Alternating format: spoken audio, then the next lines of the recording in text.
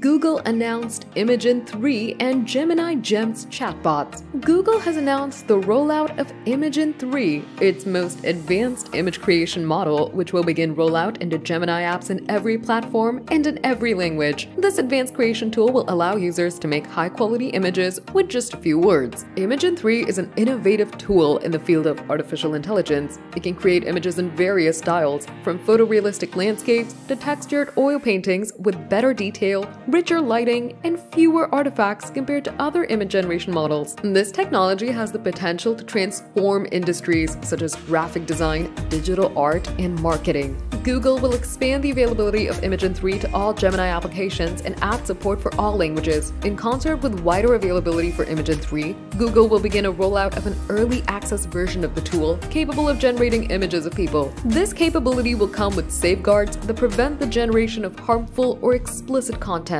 Another interesting feature is the introduction of Gemini Gems. The Gems are tailor-made versions of Gemini which can be developed to act like an expert in a certain topic or to achieve a certain type of goal. Moreover, to create a gem, users provide instructions, name the gem, and then interact with it anytime whenever they need some kind of help.